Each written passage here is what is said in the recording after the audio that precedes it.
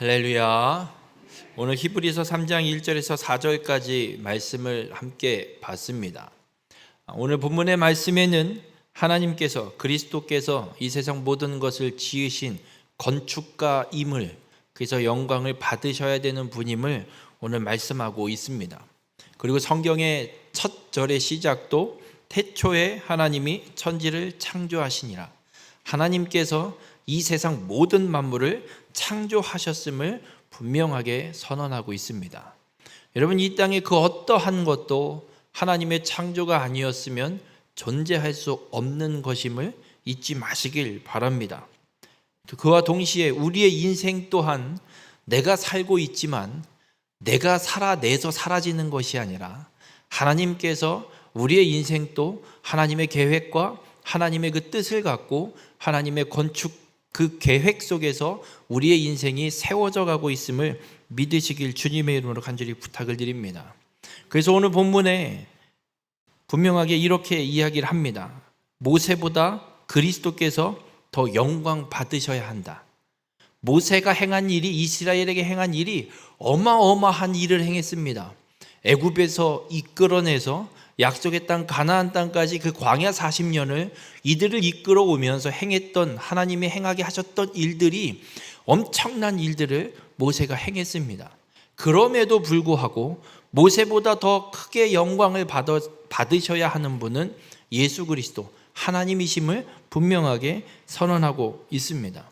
여러분, 영광을 받을 분은 피조물이 아니라 창조주가 영광을 받으셔야 됨을 믿으시길 바랍니다. 그렇게 가장 큰 영광을 받으실 하나님, 그리고 건축물과 건축주로 비유해서 그 영광을 또한 하나님이 받으셔야 함을 분명하게 선언하고 있습니다. 유명한 건축물을 보면 정말 그 건축물이 유명한데 그 건축물보다 더 유명해진 사람은 그 건축물을 디자인하고 건축 설계를 한 사람. 누가 설계했냐? 누가 설계한 건물이냐?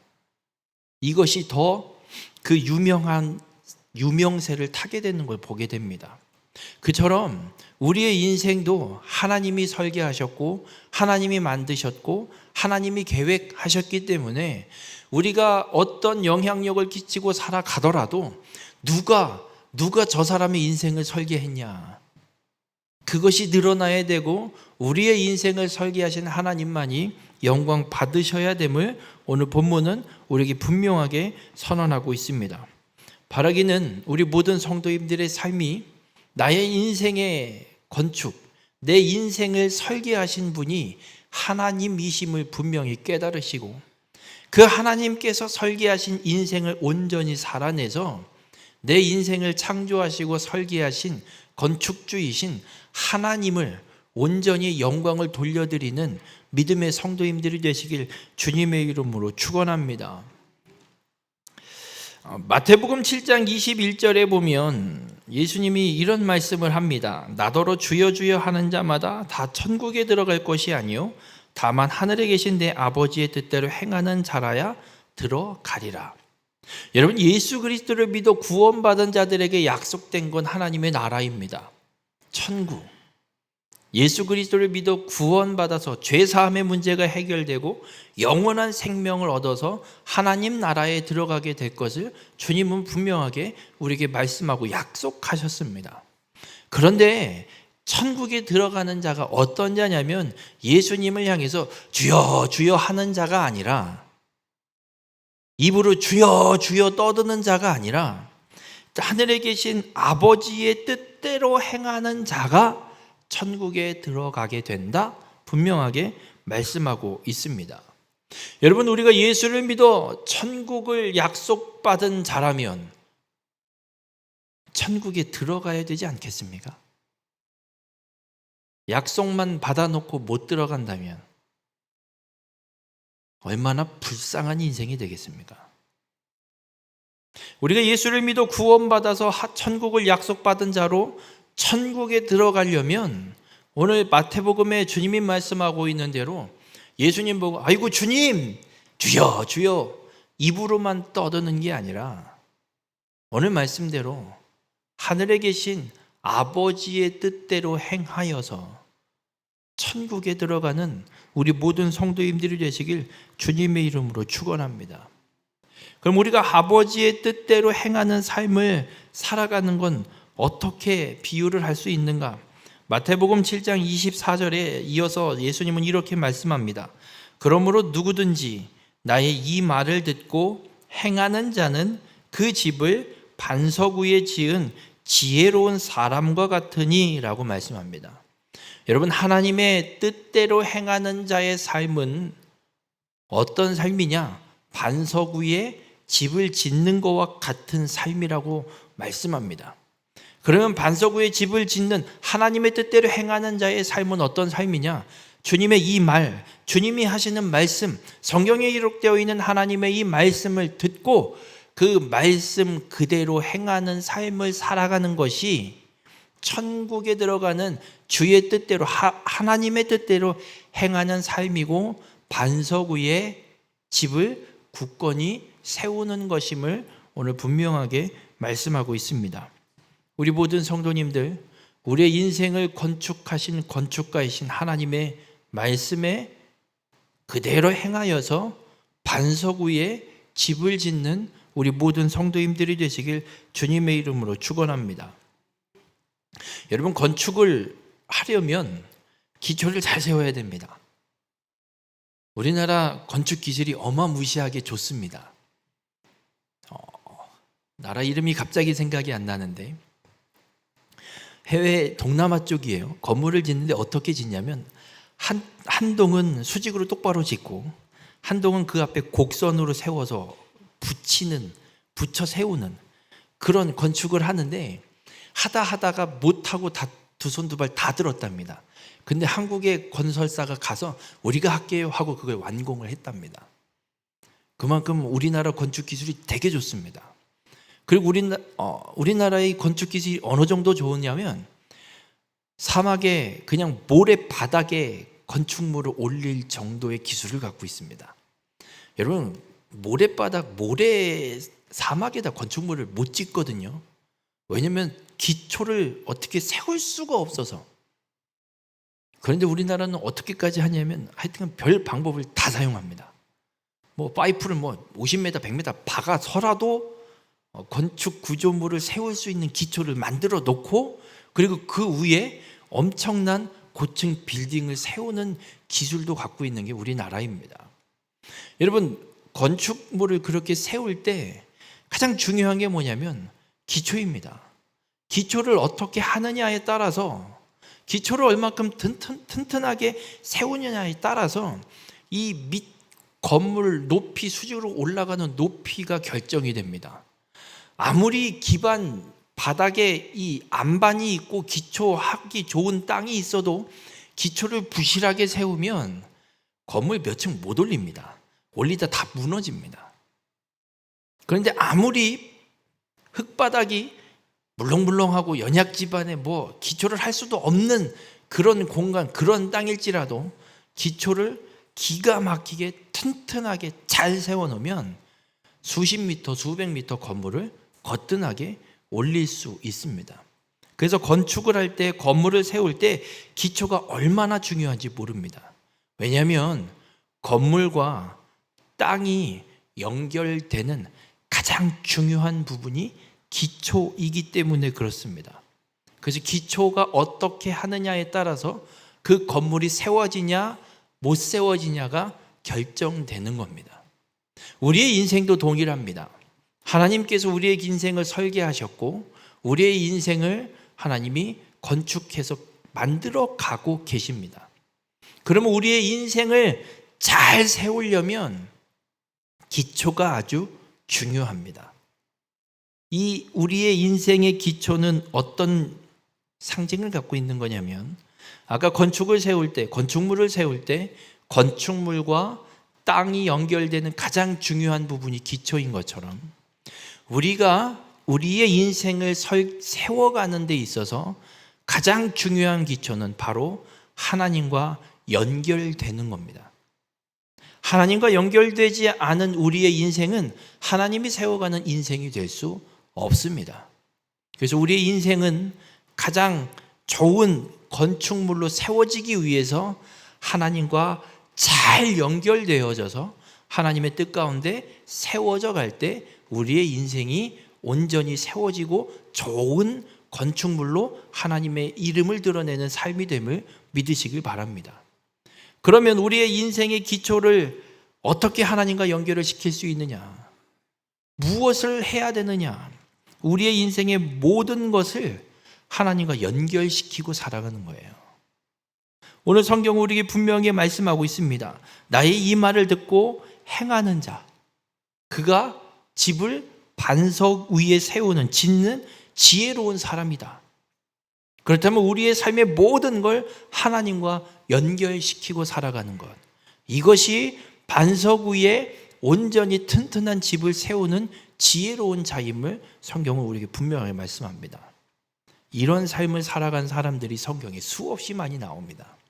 그 중에 한 여자를 소개를 시키려고 합니다. 룻기라는 성경이 있습니다. 거기에 보면 나오미라는 여자가 나옵니다. 이 나오미는 베들레헴에서 살던 사람인데 베들레헴에 기근이 오니까 먹고 살라고 남편이랑 얘기를 해서 이거 더 이상 가뭄 때문에 기근 때문에 뭐 할 수가 없으니 모압은 그래도 먹고 살만하다니까 그 땅으로 내려갑시다. 모압은 가나안 땅이 아닙니다. 이방 땅이에요.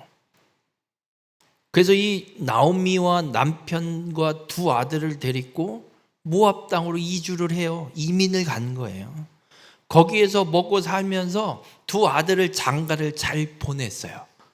그래서 잘 먹고 잘 살고 있었어요. 그런데 어느 날 남편이 죽고 두 아들도 죽게 됩니다. 이 세 과부가 사는 집이 돼버렸어요. 두 아들이 자녀라도 낳았으면 좋았을 텐데 자녀도 못 낳아서 손주도 없어요. 과부 셋이 사는 집이 돼버렸어요. 그러다가 나오미가 소문을 들었어요. 베들레헴의 기근이 그치고 살만해졌다. 그래서 그 소식을 듣고 나서 나오미가 결정을 합니다. 두 며느리를 불러다 앉혀놓고 얘기를 하는 거예요. 얘들아, 나는 이제 내 고향으로 갈란다. 니들은 니들 집으로 친정으로 돌아가라. 맞죠? 자식도 없어요. 남편도 죽었어요. 과부 시어머니 모시고 과부 두 며느리가 뭐 살아요? 거기서. 그렇다고 그냥 그 땅에서 사는 것도 아니고 이 시어머니 이제 자기 고향으로 돌아가겠대요. 뭘 쫓아가요? 남의 나라. 우리나라도 아니고 남의 나라로 가는 건데 그걸 뭘 쫓아가요? 당연히 친정으로 돌려보내는 게 시어머니로서는 마땅히 해야 될 이야기고 며느리들도 생각해 보건대 자식도 없겠다. 그냥 돌아가서 재혼을 하고 살든 뭘 하고 살든 새로운 시작을 하는 게 맞는 것 같죠. 그래서 두 며느리에게 나오미가 이야기한 거예요. 그래서 한 며느리는 예 어머니 안녕히 가세요. 그렇게 인사를 하고 친정으로 돌아갔어요. 그냥 한 며느리 룻이라는 이 며느리는 안 가는 거예요. 나는 절대 어머니를 떠나지 않겠습니다. 어머니가 가는데 난 쫓아가겠습니다. 여러분이라면 쫓아가시겠어요? 한번 생각을 해보세요. 결혼을 했어요. 근데 자식도 없이 남편이 죽었어요. 집에 남자가 아무도 없어요. 다 죽었어요. 과부들만 살고 있어요. 근데 이 어머니는 외국인이에요. 자기 고향으로 자기 나라로 돌아가겠대요. 그 나라 쫓아가시겠어요? 정신 나간 거죠. 어느 나라인 줄 알고 쫓아가요. 아니 내 나라에서 살기도 힘들어 죽겠는데 뭐 남의 나라까지 가서. 근데 이 룻은 쫓아간대요. 성경에 룻이 이 시어머니 나오미를 쫓아가는 것에 대해서 어떻게 표현을 하고 있냐면 룻기 1장 14절에 보면 지금 우리나라 지금 개역개정 성경에는 그냥 쫓아갔다 뭐 이런 표현을 쓰고 있지만 개역 한글을 보면 어떻게 표현을 하냐면 룻은 그를 붙쫓았더라라고 기록하고 있어요. 이 붙쫓았더라고 번역되고 있는 히브리어 단어가 무슨 뜻이냐면 두 개의 물체가 물리적으로 딱 달라붙어서 떨어지지 않는 상태. 어떤 상태냐면요. 제가 지금 옆에 현수막 붙여놨잖아요. 저 현수막을 어떻게 붙였냐면 벽에다가 자석 하나 붙여놓고 현수막 놓고 그 앞에 자석을 붙여놓은 거예요. 여러분 요즘 자석이 엄청 세졌어요. 웬만하면 손으로 안 떨어져요. 저 자석, 강한 자석 놓고요, 손가락 양옆에 이렇게 붙이잖아요. 압사돼요. 멍들어요. 피멍이 들 정도로 자력이 세요. 그게 손으로 안 떨어져요. 그러니까 붙여찼더라라는 말이 그런 말이에요. 뭔가 물리적으로 떼어내려고 뭘 해도 안 떨어지는 상태. 근데 여러분, 사람과 사람이 어떻게 그렇게 붙을 수 있어요? 못 붙어요. 사람과 사람이 어떻게 그렇게 붙어 있어요? 물리적으로 사람과 사람이 아무리 붙어 있어도 뗄 수 있어요. 그냥 큰 칼로 갖다 뚝 잘라내면 떨어져서 떼낼 수 있어요. 근데 성경은 그렇게 표현하고 있어요.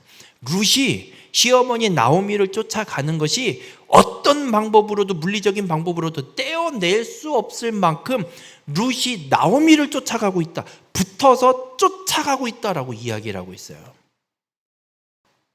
아니, 이 말도 안 되는 상황을 룻은 왜 할까예요. 근데 룻이 고백하는 게 있어요. 나오미가, 야, 너 왜 나 쫓아와? 그냥 가서 네 갈 길 가.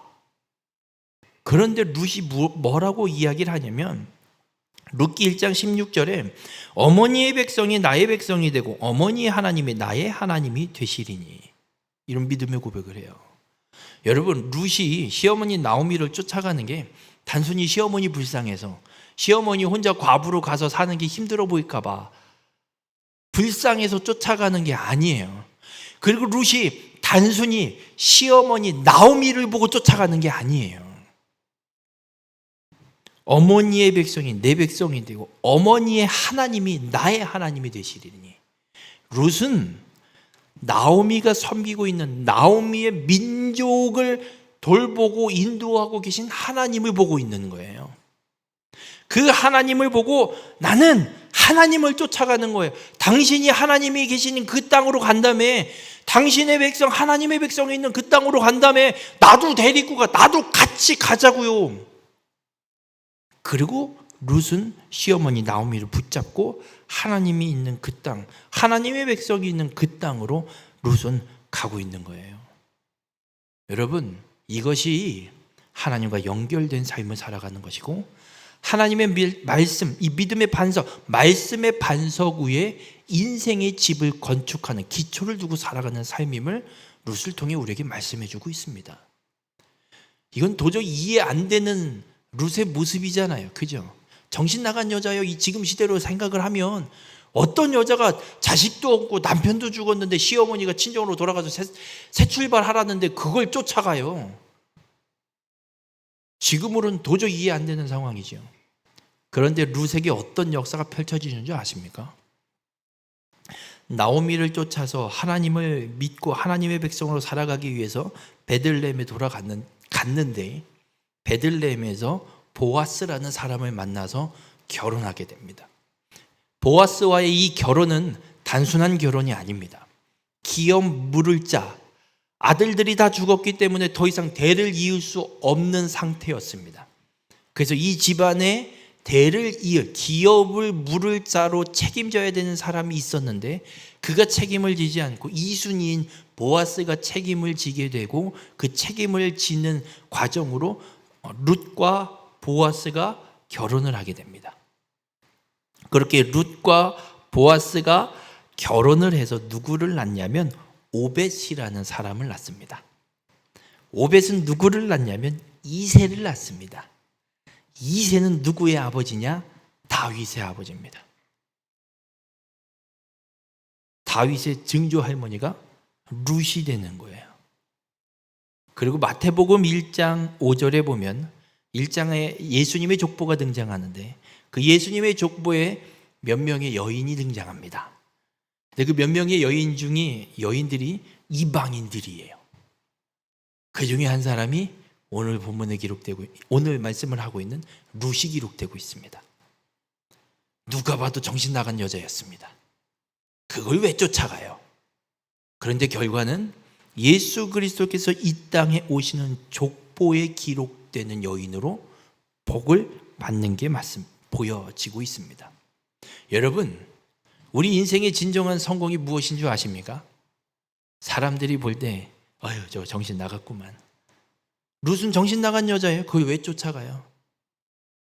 오히려 시어머니가 가라고 한다고 해서 예 그러고 친정 가갖고 새 출발한 그 며느리가 누가 봐도 합당한 거죠. 잘했네. 그렇지 그래야지. 그 무엇이라고 남의 나라 그걸 쫓아가.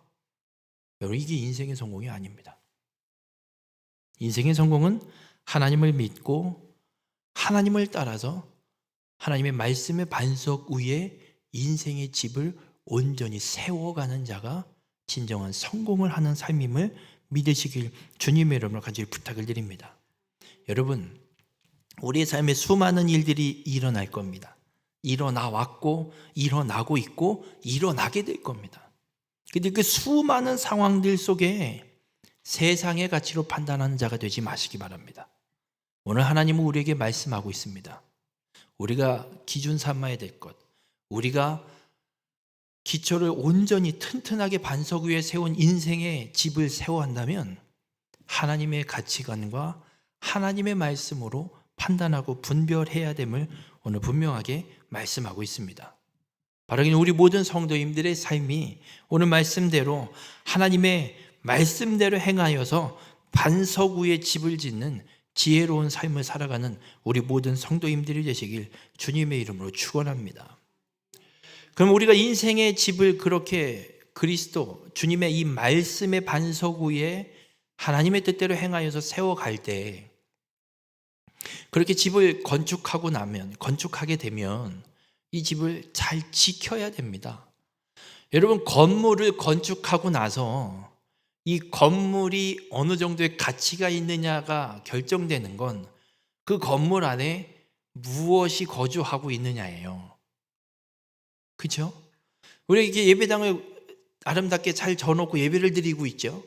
근데 우리가 예배를 드리지 않고 여기다가 돼지를 풀어놓고 돼지를 키우면 뭐가 되는 거예요? 돼지우리가 돼요.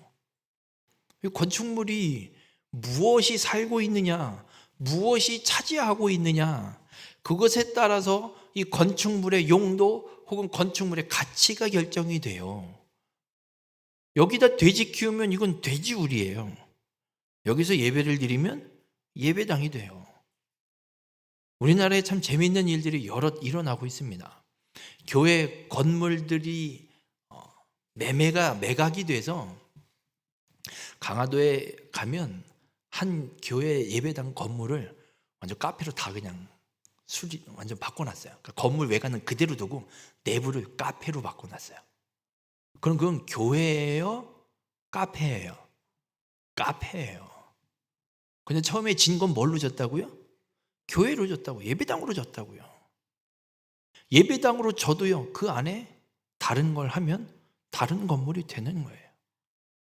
우리가 예수 그리스도를 믿어 구원받은 자로 하나님의 말씀의 반석 위에 기초를 세우고 하나님의 말씀대로 행하여서 하나님이 원하시는 인생의 삶을, 집을 건축해 가는데 그 건축물, 인생의 건축물을 누구를 모시고 살아가느냐, 그거에 따라서 그렇게 잘 지어놓은 건축물이 전혀 다른 용도로 쓰여지는 인생이 될 수도 있다는 걸 우리는 이 모습을 통해서 깨닫게 됩니다.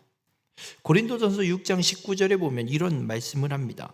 너희 몸은 너희가 하나님께로부터 받은 바 너희 가운데 계신 성령의 전인 줄을 알지 못하느냐. 너희는 너희 자신의 것이 아니라 라고 말씀합니다.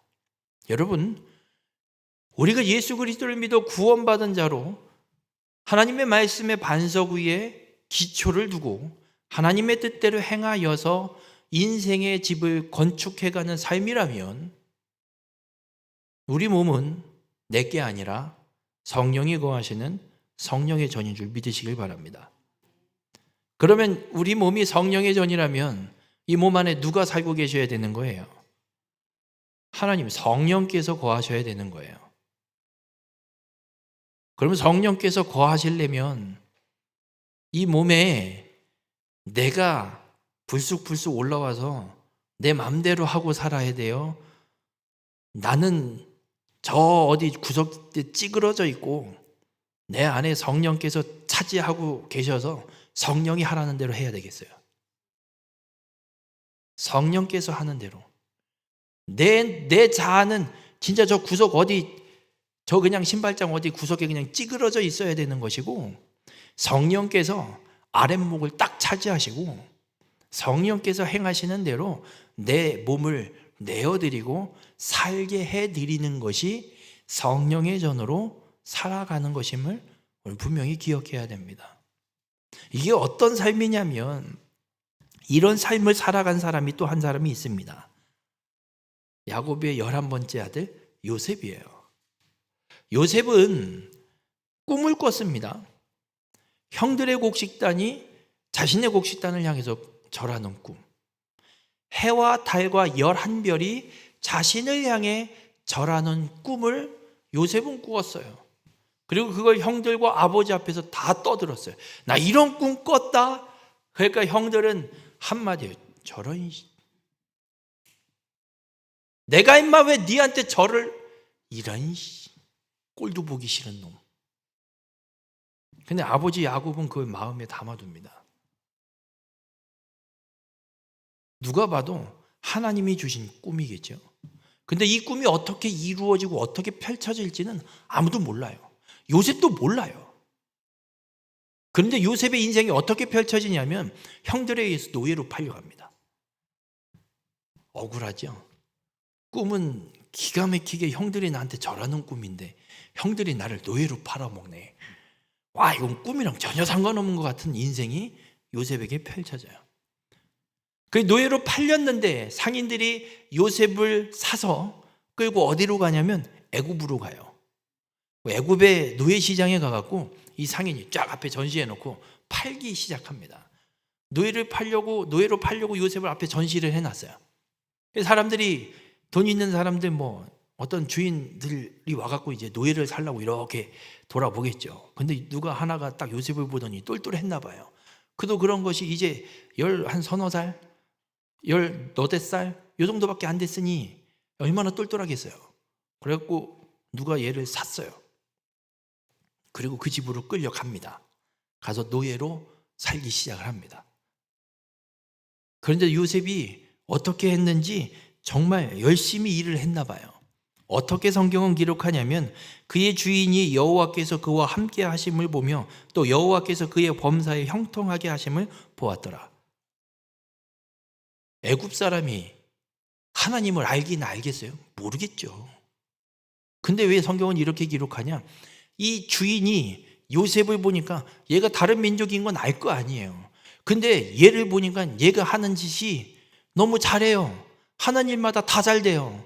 그러니 주인이 요셉을 볼 때 이러는 거예요. 야, 네가 섬기는 신이 너에게 함께 하셔서 너 지금 이렇게 잘 돼. 야, 너는 진짜 너네 신이 누구냐 도대체. 너는 진짜 너의 신에게 정말 엄청난 복을 받은 놈인 것 같다. 야, 너. 이렇게 인정하는 거예요. 그렇게 인정을 받으면서 요셉이 이 집안의 가정 총무가 돼요. 그러니까 노예들 중에 짱. 모든 노예들을 다 통솔하는. 이 주인의 가족들만 손을 댈 수 없고 나머지는 요셉이 맘만 먹으면 자기 맘대로 다 해버릴 수 있는 위치에 올라갔어요. 노예인데 괜찮죠. 그 정도 노예면 먹고 사는 것도 할 만하고. 그러다 보니 이 주인의 부인이, 요셉이 젊잖아요. 아주 팔팔하잖아요. 얘가 잘생겼나 봐요. 이 주인의 부인이 요셉을 불러요. 요셉아 불러요. 그럼 자꾸 꼬셔요. 나랑 하룻밤만 자자. 꼬셔요. 여러분, 이게 얼마나 출세의 엄청난 기회인 줄 아십니까? 노예잖아요. 주인의 부인과 내통을 하면서 뭔가 보장을 받는다? 엄청난 특혜를 받을 수 있는 출세의 길이에요. 거기에 요셉이 노예로 팔려간 집은 누구냐면 애굽의 군대 장관, 애굽 왕의 군대 장관, 우리나라로 치면 국방부 장관 집이에요. 그러니 권세를 부릴 수 있고 얻을 수 있는 자리예요. 거기에 주인의 아내와 내통해서 뭔가 이익을 챙길 수 있다 그러면 어마어마한 이익을 챙길 수 있는 자리예요. 출세에 기가 막힌 자리예요. 가야죠. 근데 요셉이 어떻게 하냐면 가지 않아요. 하룻밤만 자자라는 주인 아내의 말에 요셉이 이렇게 이야기를 합니다. 내가 어찌 이 큰 악을 행하여 하나님께 죄를 지으리이까. 엄청난 출세의 길이 있음에도 불구하고 요셉은 선포하는 거예요. 내가 어찌 당신의 유혹 이대로 해서 하나님한테 죄를 짓습니까? 난 하나님에게 죄를 지을 수 없다라고 선언을 하는 거예요. 그러고 나서 어떻게 요셉이 이후에 행동을 하냐면 동침하지 아니할 뿐더러 함께 있지도 아니하니라. 이제 주인의 아내가 부르면 아예 안 가요. 계속 꼬시니까, 계속 유혹하니까 요셉이 아예 그 자리를 안 가버려요. 이제 부인이 부르면, 주인의 부인이 부르면 자기가 안 가고 딴 사람 부르면 야 네가 가. 앞으로 주인 마님이 나 찾으면 나 없다 그러고 니들이 가서 해결하고 와. 시키는 일 해. 이래 놓고 아예 요셉은 그 자리에 가지 않는 겁니다. 여러분, 성령의 전으로 우리의 몸을 지키고 살아가는 삶, 하나님의 말씀의 반석 위에 기초를 세우고 성령의 전으로서 그 인생을 지키고 건축을 온전히 해가고 살아가는 삶이 바로 요셉과 같은 삶이에요. 죄의 자리가 있다면 아예 안 가는 거예요. 아예 난 지킬 수 있는데요. 웃기지 마세요. 못 지키세요. 뭘 지켜요?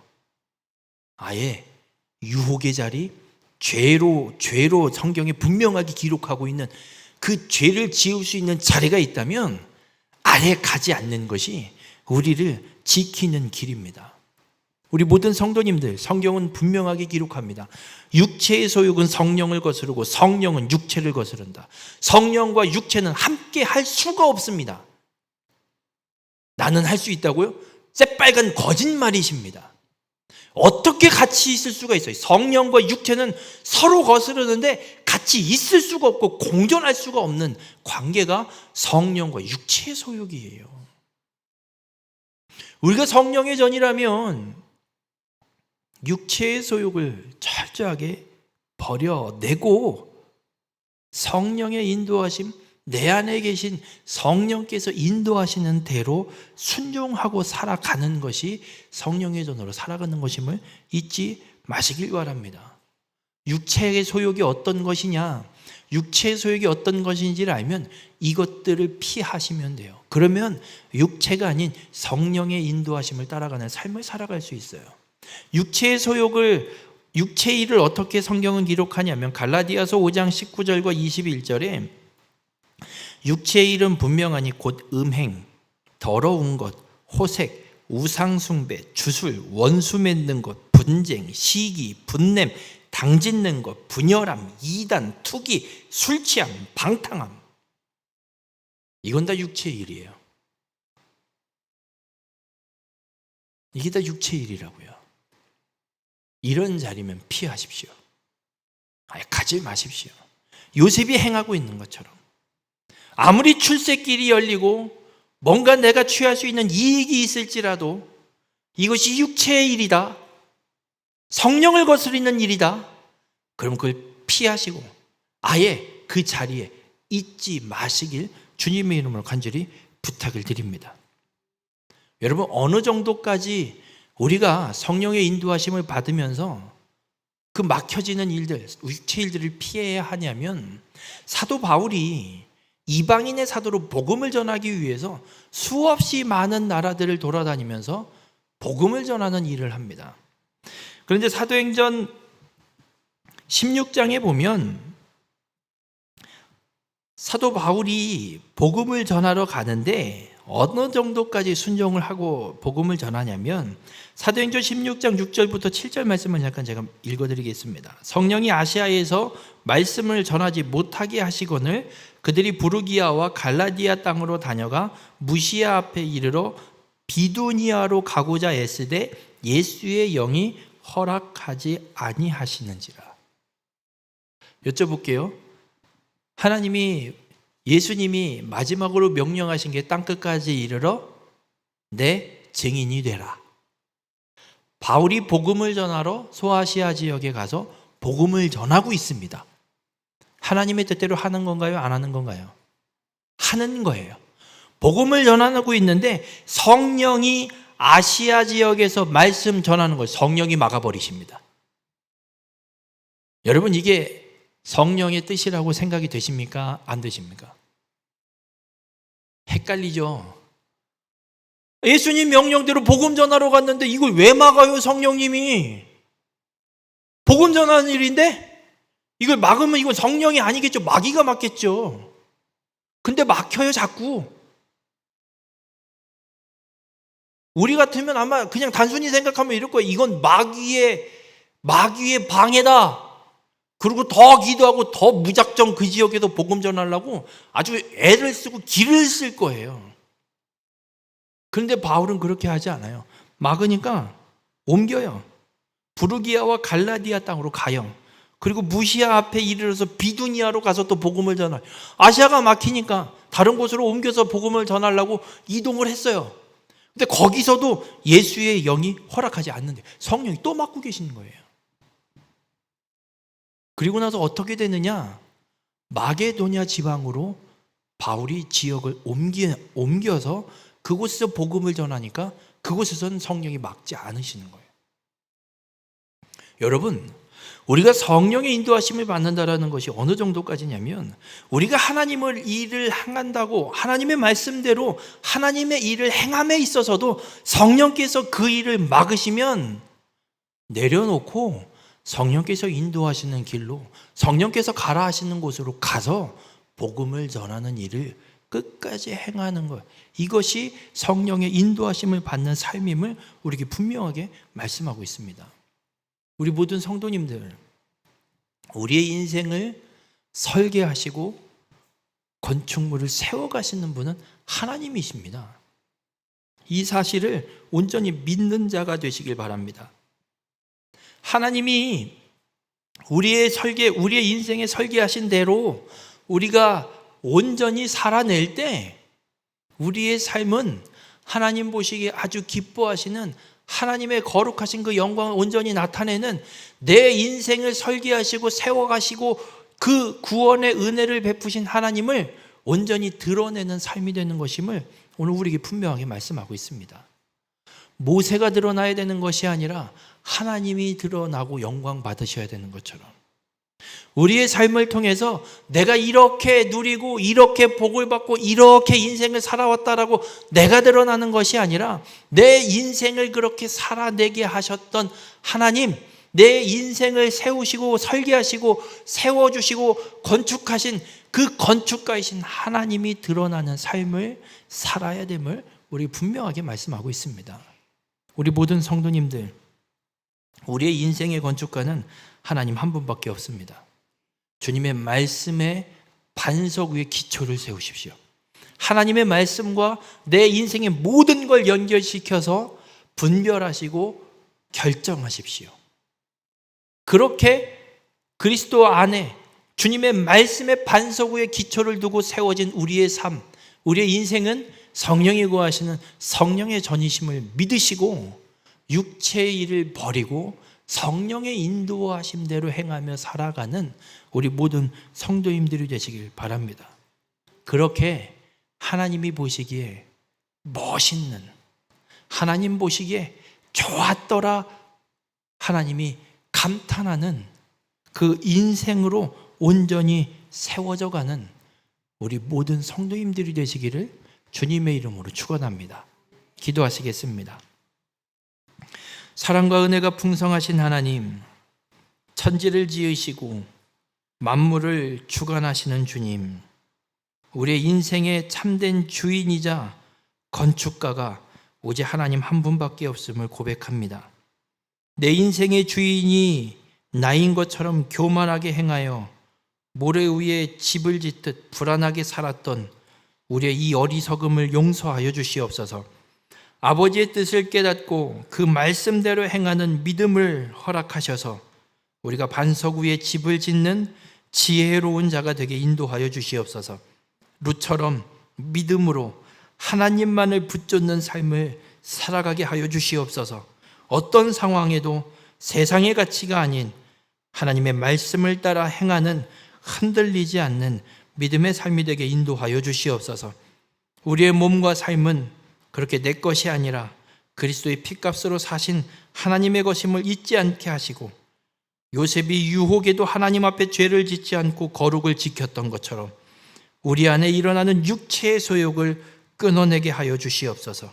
오직 성령의 인도하심을 따라 순종하는 거룩한 성전된 삶을 온전히 살아가게 인도하여 주시옵소서. 어떤 상황에도 오직 성령의 인도하심을 따라 행하는 자가 되어 주님이 기뻐하시는 삶으로 우리를 세워 주시옵소서. 우리의 삶을 반석 위에 견고하게 가장 아름답게 세워주실 것을 믿으며 이 모든 말씀 우리를 죄에서 구원하신 예수 그리스도의 이름으로 기도드렸습니다. 아멘.